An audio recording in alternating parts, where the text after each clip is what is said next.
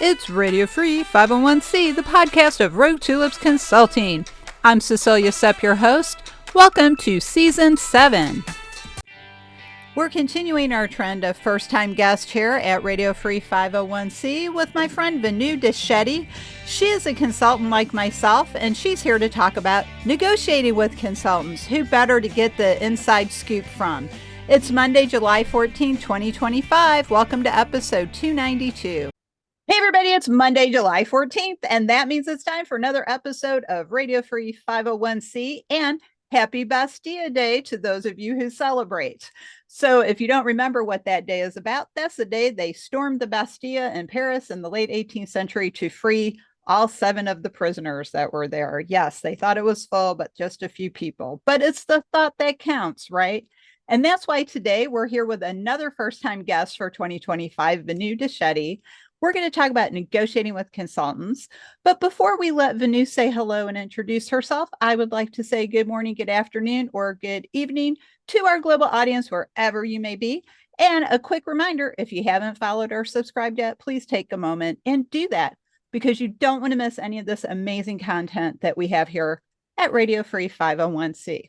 So Vinnu, you're here, first-time guest. Welcome. We've known each other for a while from AWTC. Would you like to say hello to the audience and tell us a little about yourself? Well, hello there. Thank you so much, Cecilia, for having me on. This is very exciting. I'm a longtime follower, first-time guest. So thank you. I'm Vinnu Deshetty. I am with Event ROI Coach. I specialize in teaching event professionals about event data and analytics, and kind of slide a little bit of event technology in there and diving into AI as well. So really excited to be able to get on my platform and elevate our event professionals out there, especially in the association world. That's great. And I love that it's data driven, because I'm a total data nerd or geek or whatever you want to call it. Somebody called me a governance geek the other day, and I guess I'm that too. So I love data ever since I was a kid, but I didn't realize what I was doing at the time. So, well, that's the thing. It's now a name, right? It's a term. Right. That's right. So, well, we're both consultants now, and we've both been on staff at various associations over the years. And we've taken our experience and knowledge and turned that into expertise and can now help a wider group of people. And our topic today is negotiating with consultants. So what do you think is the first thing or the most important thing that associations should consider when talking with a consultant? Absolutely. I think a lot of times associations go through, I need this. They've come into a conversation saying, having an idea of what they want, which is great, right? Because you have to have a conversation starter. It's better than not knowing. But to also be open to where that might lead you, understanding what those pain points are, what you want to solve. But having that conversation with a consultant who is a subject matter expert could actually maybe change that journey for them and maybe even change what those outcomes are.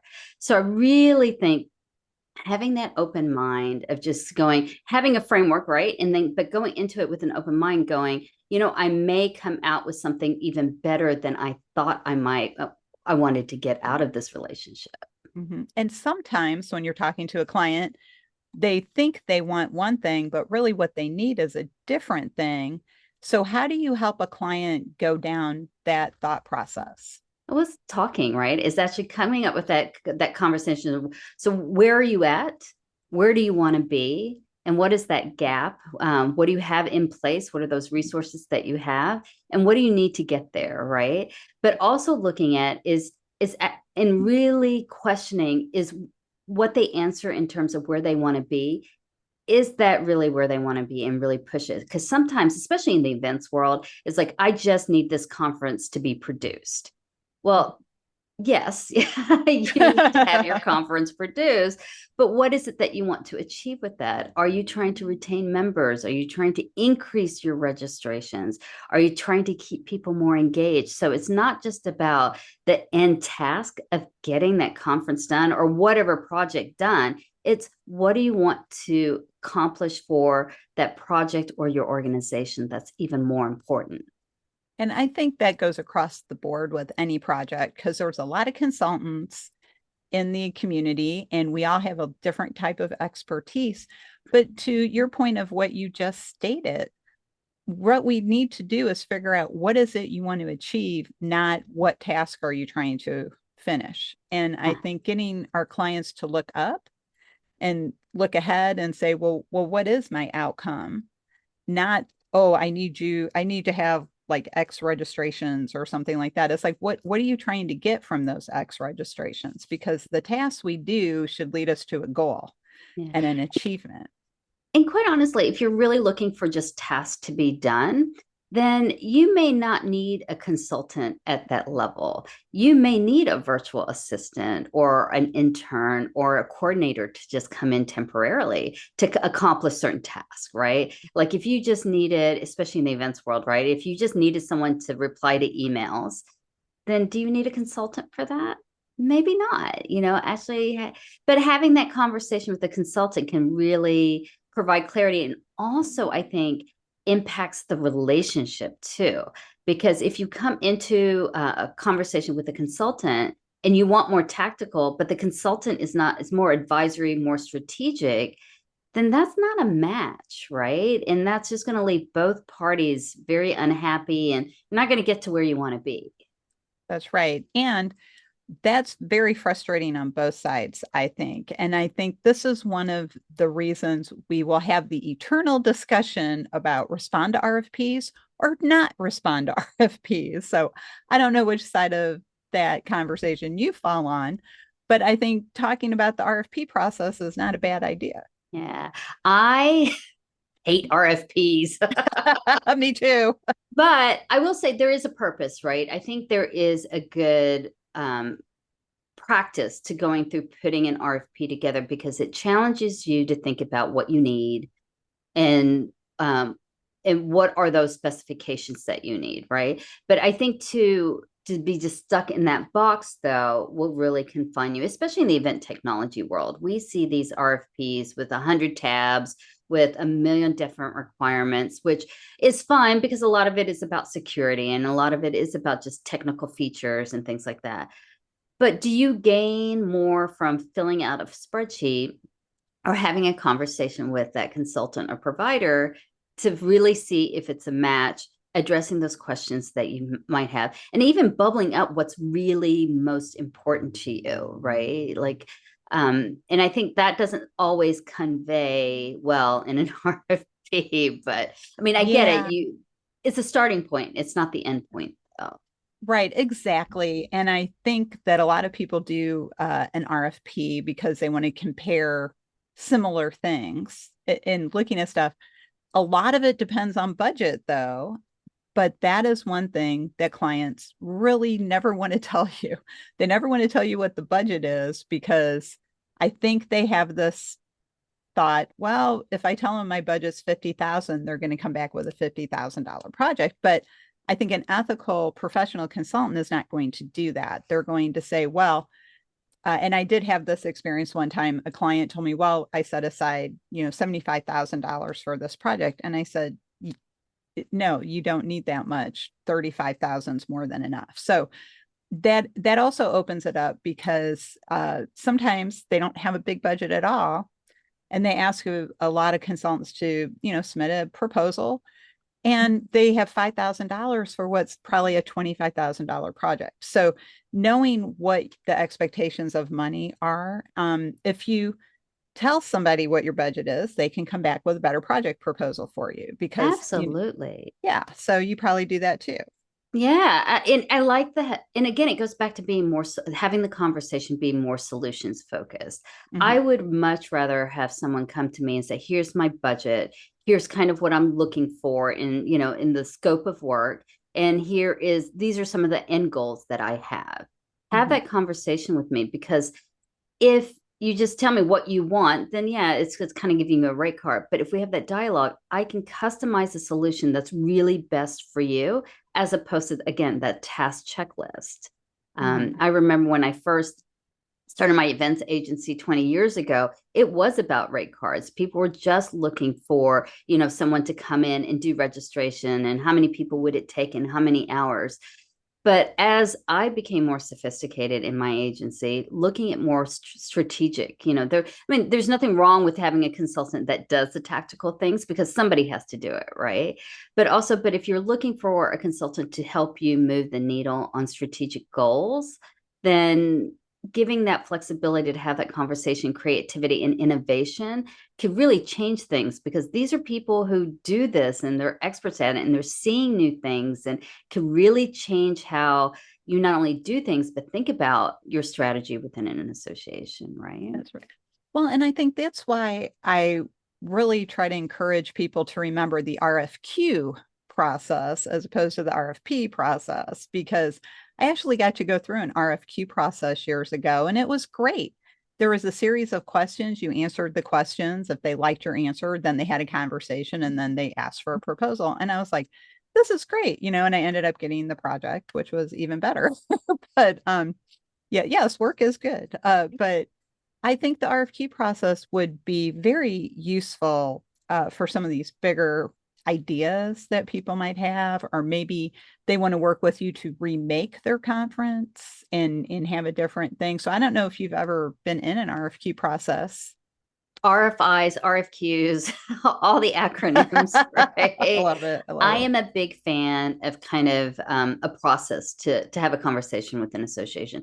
First, doing an intro call just to get to know each other, learn about what the project is, right? That's not, even in the tech world, it's, considered like the first demo piece, just to give and highlight an overview.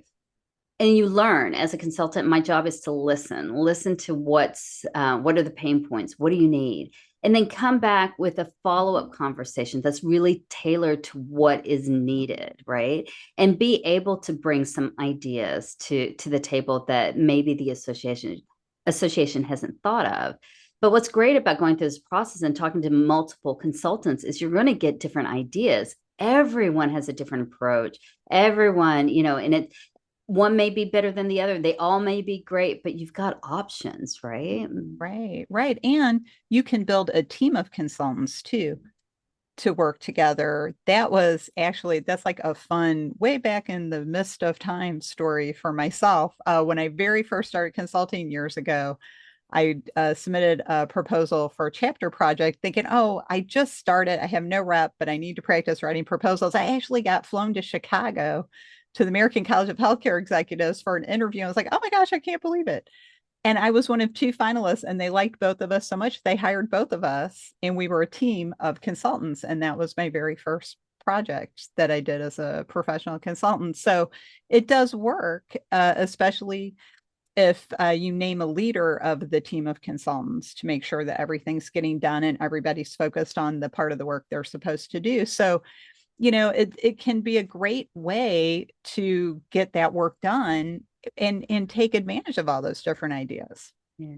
And kudos to the association to be able to, identify the strengths in both candidates and say, we want it both. We want it all, right? And be able to work with that. That's awesome because they didn't have to choose one or the other, but to leverage both of your skills and knowledge. What an awesome experience. Yeah, it was great. And I learned a lot on the project because what they did is the other finalist was the contractor because they had worked with him before, and I was the subcontractor because they were like, well, we really like her, but we haven't worked with her yet. So and it just all worked out. And then that other consultant and I worked together for a number of years after that. So that was a good connection. And that's the other thing I love about the consultant community. Once you build that network of your trusted, almost like trusted advisors, your trusted peers, right? Whether a project is right fit for you, it may or not, it may be a right fit for someone else or that collaboration. But to be able to pull together this knowledge trust, this brain trust, right? And to be able to benefit an association for that, that's just a very rare opportunity, but just an amazing possibilities. Yes, and I love to make referrals. I, like you, have well, we're in the same network, for goodness sake. I mean, we have this broad network of other consultants. So I always love saying, oh, well, I don't do that, but I know this person does that. So why don't you talk to them? And I do that a lot in ASA's Collaborate community. And I think it's a good thing. because there's plenty of work for everybody. Oh, absolutely. Yeah. Absolutely. Yeah. So, but when it comes now, let's talk. When I think people think about negotiating with consultants, they're thinking about that final budget, right? So it's like we've gone through our proposal, we've had our conversations, we know what we're going to do, but then there's the negotiating for what the fee is actually going to be. So, do you have any tips for the audience on that part of the conversation?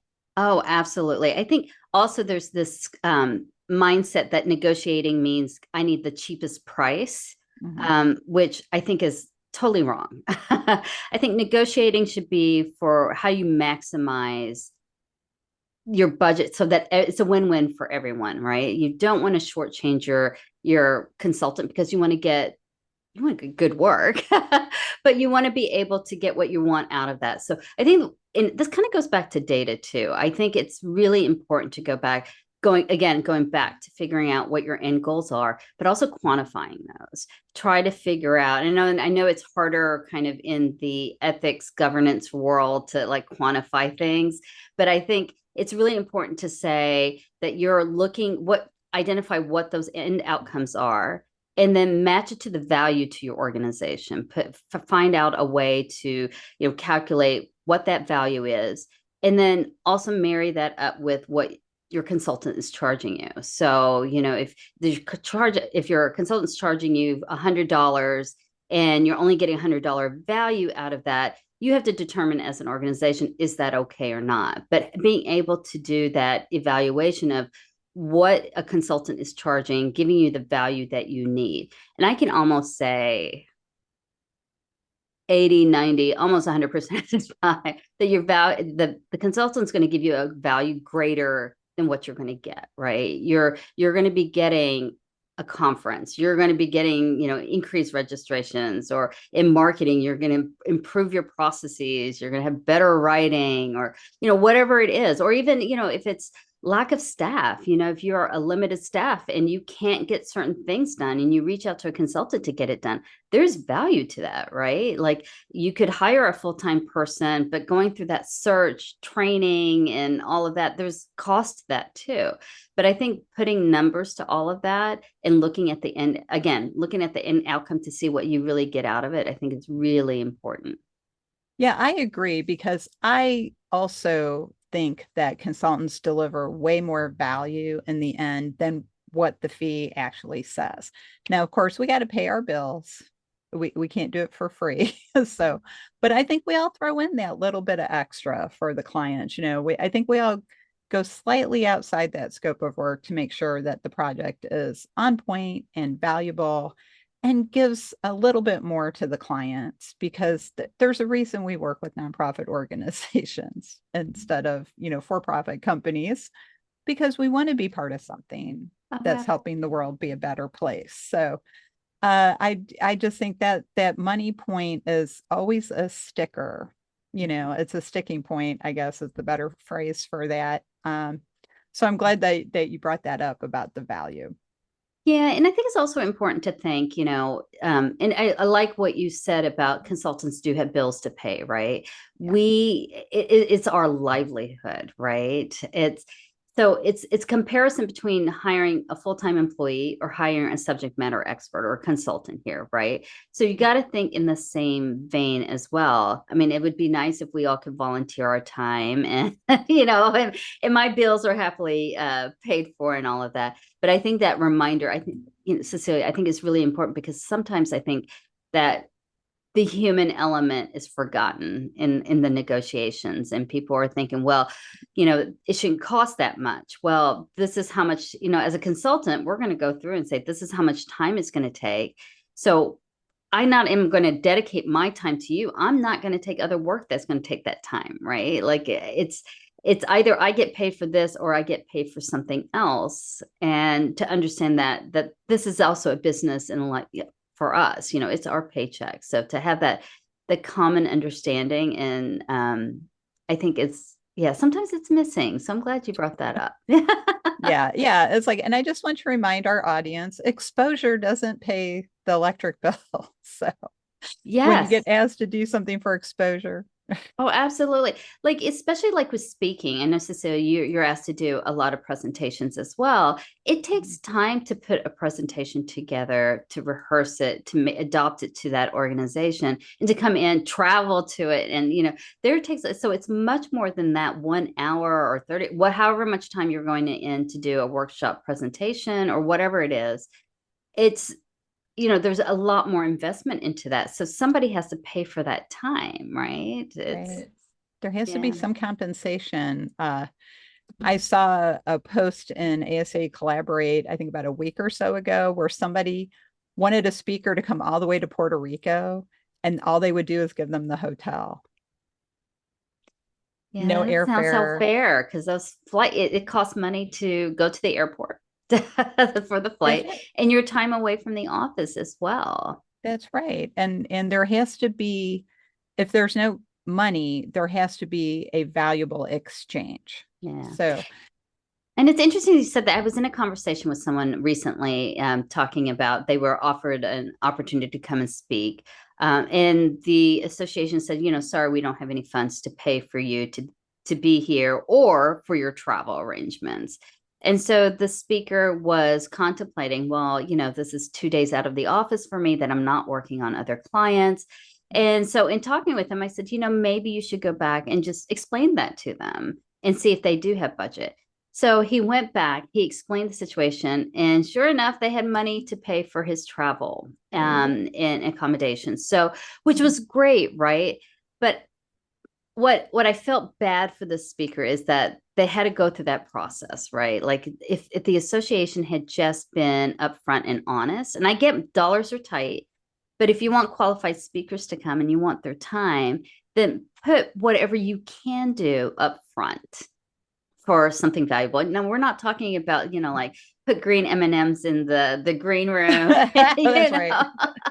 Or take them out. No green Yeah. M&Ms. Yeah. But just to be cognizant of people's time and livelihood, I think is, I think that's the civility that we owe each other in a professional environment.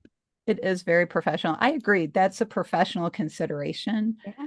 And when you consider that some associations will pay a keynote speaker $20,000 to come and give the same talk they're giving to everybody else, other than they fill in the name of your group, I think, let's have some courtesy and consideration here about people's time. And if you are an association for oil drillers and you're bringing in a consultant like one of us, oil drillers are not going to hire us. Yeah. So that exposure does us no good. Exactly. So, And if you don't have budget to pay for someone's travel or a speaker fee, then maybe you need to reevaluate what your budget model is like, right? And maybe you need to reevaluate your registration fees or how you raise money to pay for those things. But I think we're in a day and age where things are costly. It's costly to run a business, it's costly to run an association, but to actually have the intent to evaluate how do you fairly compensate your speakers and presenters. And absolutely. yes. And I think the baseline should be travel, all Oh, travel expenses. absolutely. Even Yeah. if you can't do a fee, maybe, okay, I'll do this as a pro bono, but you should definitely compensate them if they have to travel. Yeah. It's just, and I tend to not do speaking engagements anymore unless I get some sort of a speaker fee, Oh, because of what you said. It's a lot of time to prepare a good presentation, and then you're out of the office, and you really need to get some form of compensation. yeah. And I love how you said the basis is the travel and Mhm. it's not the logo. The Yeah. logo does nothing for us. That's right. It's like I Appreciate have the thought, but logos don't actually go out and develop business for us. that's right. It doesn't. It's like I have a very cool logo, but it's not getting me anywhere, right? Other than people say, cool logo. Where did you come up with your company name? Yeah. Like, yeah, there's a true story there. So, but this is a shorter episode this week because of our schedules. So I want to go ahead and wrap up for this week. But Vinnu, I always like to ask my guest, what is the one thought you'd like the audience to take away today? And how can they get in touch with you if they want to learn more about how you help associations improve their event ROI? Oh, absolutely. So the one thing is just really have the intent, right? Just when you go into talking with a consultant, have the intent of what you're looking for, the end goal, but also keep that open mind to what the consultant may have to offer and tell you. And then the second piece, I got to throw a second one in there, Sure. is support it with the data, measure it, quantify it, figure out how you're going to measure success, because I think that will make it very clear for both parties of what you need to accomplish in the relationship.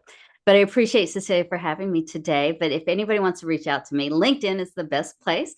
Look me up, Vinnu, Vinnu Deshetty, and I'm there on LinkedIn. Love to hear from you. That's great. Well, thank you for joining me, Vinnu, because I always love our conversations, recorded or not.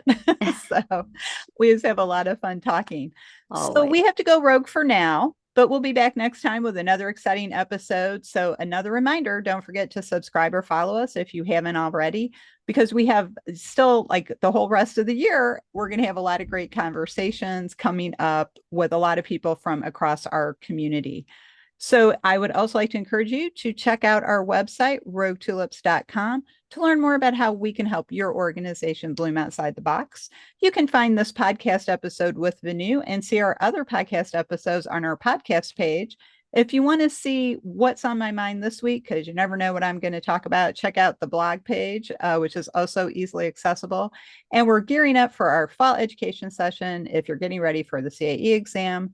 And of course, we continue to offer our well-known ethics course, which has been updated for 2025. So check out our ethics course as well. On behalf of Vinnu and myself, we will see you next time. That's it for this week. I hope you really loved this episode as much as I did. Thanks for listening. Learn more about how our experience and knowledge at Rogue Tulips can give your organization the strategic edge to reach its goals. Check out our website at roguetulips.com. We'd love to talk with you and see how we can work together. Thanks.